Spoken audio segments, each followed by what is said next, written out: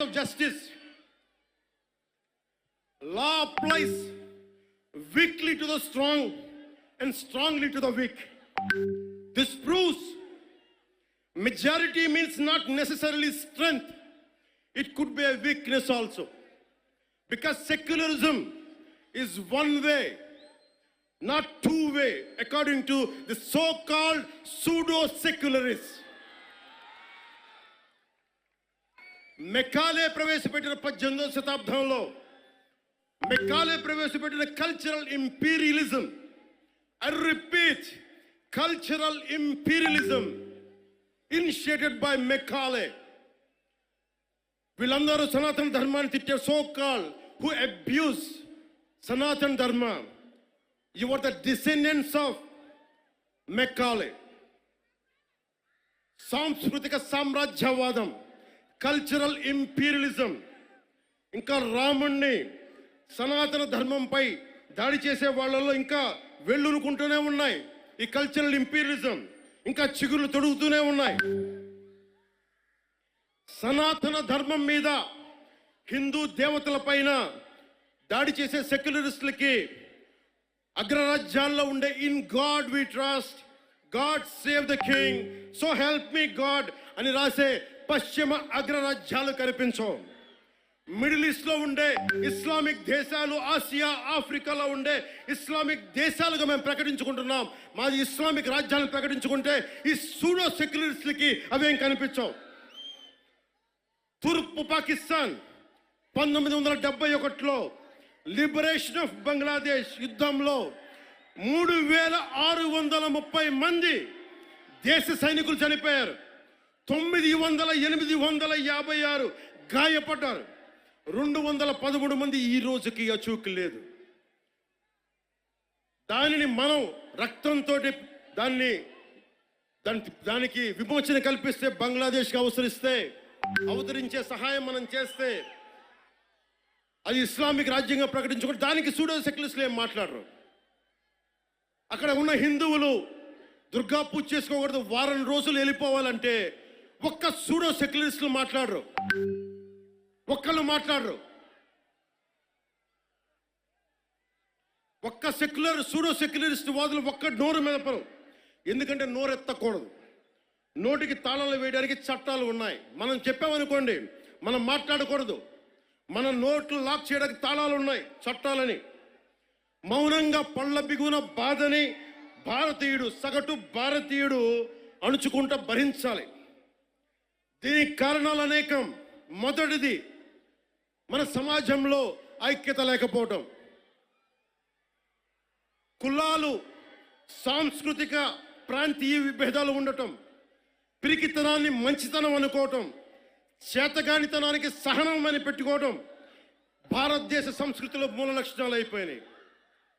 When anyone says from Kashmir to Kanyakumari, whoever are abusing Sanatana Dharma, they're getting away with it.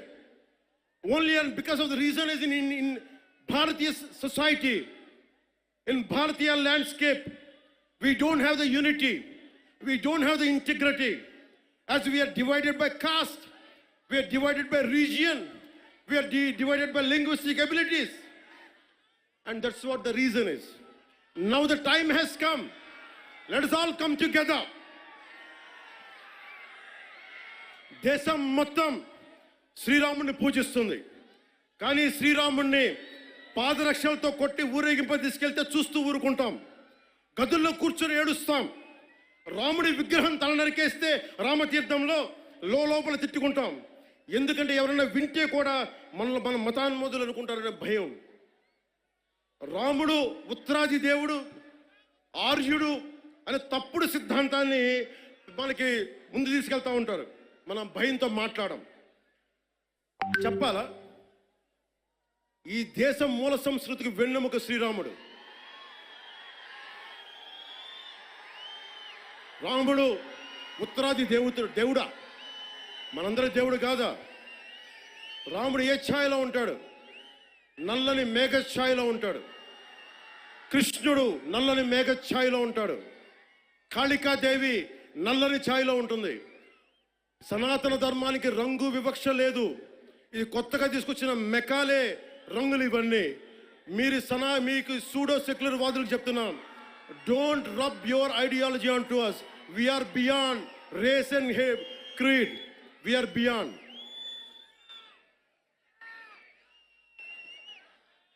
இங்க நிறைய தமிழ் பேர் இருக்காங்களா? தமிழ்ல சொல்றேன். தமிழ்நாடு ஒரு நாயக்கர் சொல்றாங்க, சனாதன தர்மம் கம்ப்ளீட் ஒரு வைரஸ் மாதிரி, அதை எங்க நாச பண்ணணும் சொல்றாங்க. இது ஞாபகம் வச்சுக்கோங்க. Whoever said this, let me tell you, sir, you cannot wipe out Sanatana Dharma. I will tell you why. By the end of my speech, I'll tell you why you cannot wipe out Sanatana Dharma. If anyone tries to wipe out Sanatana Dharma, let me tell you, from the feet of Lord Balaji, you will be wiped out.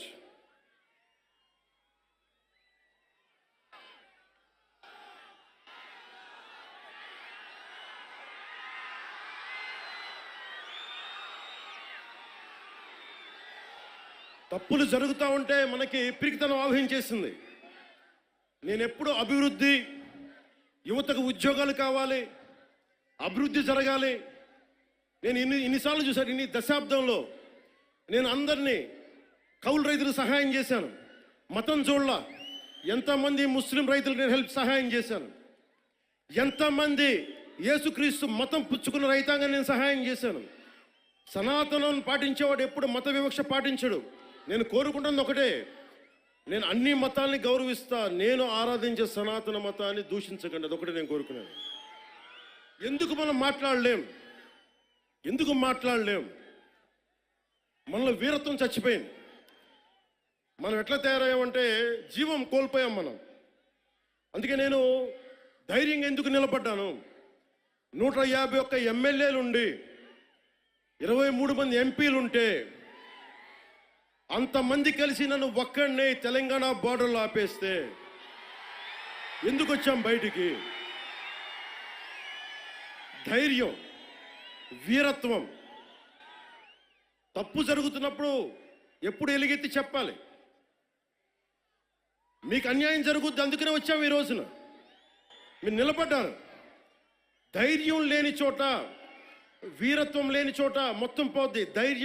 ధైర్యే సాహస లక్ష్మి అంట. ధైర్యం ఉన్న చోట ఐశ్వర్యం ఉంటుంది, ధైర్యం లేని చోట అన్నీ పోతాయి. అందుకే నాకు ఇష్టమైన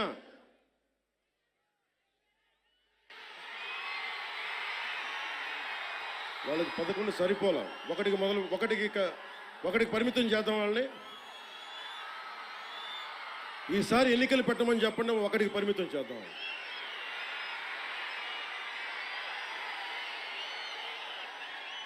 నాకు ఇష్టమైన కవి శేషేంద్రతో పాటు నాకు ఇష్టమైన హిందీ కవి, హిందీ రాష్ట్ర కవి శ్రీ రామ్ధారి సింగ్ దినకర్. ఆయన రాసిన పరశురాంకి ప్రతీక్ష చాలాసార్లు చదువుకొని గుండెలో ధైర్యం నింపుకునేవాడిని. చైనాకి మన దేశానికి యుద్ధం వచ్చినప్పుడు మీరు సైనికుల్ని బలి చేశారు, సరిగ్గా చేయలేదన్న వేదనతోటి పరశురాంకి ప్రతీక్ష రాశారు. దాంట్లో కొన్ని పంక్తులు మీకు చదివి వినిపిస్తాను. वीरता जहां पर नहीं पुण्य का क्षय है, वीरता जहां पर नहीं स्वार्थ की जय है. ధైర్యం లేని చోట మంచి విలువలు క్షీణిస్తాయి, నశిస్తాయి. ధైర్యం లేని చోట వైసీపీ లాంటి స్వార్థపూరిత శక్తులు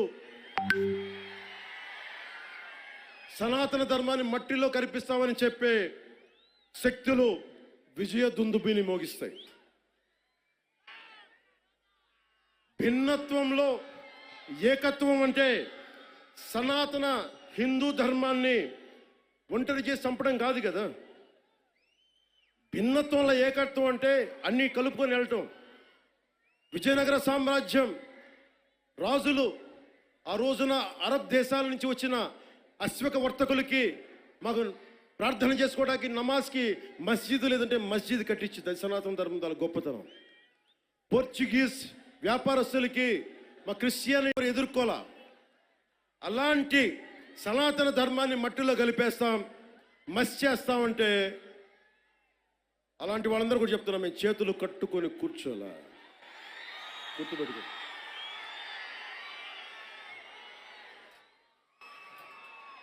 సనాతన ధర్మాన్ని ఎలా చంపేశారంటే, మనకి పిరికితనం ఎలా ఆవహించిందంటే, రాజ్యాంగం తొలి ప్రచురణలో అంబేద్కర్ గారు రథసారథిగా ఉండి నడిపించారు దాన్ని. సి రాజగోపాల్చారి, పండిట్ జవహర్లాల్ నెహ్రూ, అల్లాడి కృష్ణస్వామి అయ్యర్, మొదటి దళిత మహిళా నాయకురాలు శ్రీమతి అమ్ము వేలాయుధన్, ఇలాంటి వాళ్ళు 300 పైచీలకు కూర్చొని అలాంటి రాజ్యాంగం తొలి ప్రచురణలో అందులో చిత్రపటాలు ఉంటాయి. ఋషులు యజ్ఞయాగాదులు చేసే చిత్రపటాలు, కృష్ణుడు అర్జునుడికి భగవద్గీత బోధించే సారం, బోధి వృక్షం కింద జ్ఞానం పొందిన బుద్ధుడు, మహావీరుడు, 24వ తీర్థంకర్ ఆయన ఫోటోగ్రాఫ్, ఆయన చిత్రపటాలు, నటరాజు, అశోక చక్రవర్తిని బౌద్ధాన్ని ముందుకు తీసుకెళ్తున్న చిత్రపటాలు, సిక్కులది, మొఘల్ చక్రవర్తులది, అక్బర్ది, శ్రీరాముడు లక్ష్మణుడు హనుమాన్ భుజం మీద ఎక్కించుకునే, బజరంగ బలి మీద భుజం ఎక్కించుకొసుకునే చిత్రపటాలు. ఇదంతా భిన్నత్వంలో ఏకత్వం చూపించడానికి చేసిన ప్రయత్నం. ఇప్పుడది లేదు. మొన్న మధ్యన తిరిగి గౌరవ ప్రధానమంత్రి శ్రీ నరేంద్ర మోదీ గారు తిరిగి దాన్ని బయటికి తీసుకొచ్చారు. ఆ రోజు నుంచి, దేశ విభజన దగ్గర నుంచి ఆ రోజు నుంచి ఈ రోజు దాకా తప్పుల మీద తప్పులు చేసుకుంటూ వెళ్తూ ఉంటే, అందరం భారతదేశం సమాజంలో ఉన్న సగటు వ్యక్తి మౌనాన్ని ఆశ్రయించారు. వాళ్ళు రాజకీయ నాయకులు కావచ్చు, ఉన్నత స్థానాల్లో కూర్చున్న ఉన్నవారు కావచ్చు, పెద్ద పెద్ద ప్రసార మాధ్యమాల్లో ఉన్నవారు కావచ్చు, ఎవరైనా కావచ్చు. కానీ అందరికీ డబ్బున్న వాళ్ళు కావచ్చు, పేరున్న వాళ్ళు కావచ్చు, పేరు ప్రఖ్యాతులు ఉన్న వాళ్ళు కావచ్చు, అందరూ తప్పులు జరుగుతుంటే మాట్లాడరు. మిగతా మతాల మీద దాడి జరిగితే అందరూ మాట్లాడతారు. నటులు మాట్లాడతారు, చిత్ర పరిశ్రమ మాట్లాడుతుంది, వ్యాపారస్తులు అందరూ మాట్లాడతారు. ఇది తప్పండి, ఇలా జరగకూడదని. అదే సనాతన ధర్మం మీద జరిగితే ఒక్కళ్ళ నోరు మెదపరు. If there is an attack on Sanatana Dharma, this so-called big wigs of in every way, every area, and every domain, they want to be politically right. Let me tell you, I hate to be politically right. I prefer speaking truth. In words of Rashtrakavi Ramdhari Singh Dinaka, let me tell you, जो सत्य जान कर भी न सत्य कहता है या किसी लोभ के विवश मूक रहता है, उस कुटिल राजतंत्र का धैर्य को धिक्क है. यह मूक सत्य का सत्यहंता कम नहीं वधिक है. తప్పని తెలిసి కూడా మాట్లాడటం ఇంకా తప్పు కదా. The hottest places in the hell are, the hottest places in hell are reserved for those who in times of great moral crisis maintain their neutrality. This is from Inferno written by Dante Alighieri. అంటే తప్పని తెలుసు మీకు, హిందూ సనాతన ధర్మం మీద దాడి జరగడం తప్పని తెలుసు, మీరు కూడా హిందువులే కానీ మాట్లాడరు. భయం మీకు. నాకు అలాంటి భయాలు లేవు.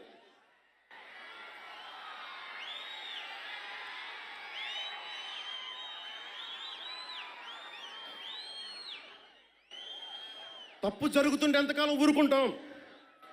దాడులు జరుగుతాయి, నిత్యకృత్యం అయిపోతే నోరు మెదపకూడదా? శాంతి వచనాలు పలకండి అంటారు. ఎలా శాంతి వచనాలు పలుకుతాం? ఇదే మీరు ఒక అల్లా గురించి, ఒక మహమ్మద్ ప్రవక్త గురించి మాట్లాడితే దేశాన్ని తగలబెట్టేస్తారు కదా, ప్రపంచం గగ్గోలు పెట్టేస్తారే. మరి హిందూ ధర్మం మీద దాడి జరిగితే హిందువులుగా మేము నోరు మెదపకూడదా? మేము మతోన్మాదం అయిపోతామా? If there is an attack on Sanatana Dharma, do we have to keep quiet? Is it a sin to raise our concern? Is it a sin to concern to raise our pain? That makes us fanatical Hindus. This is what you secularists say.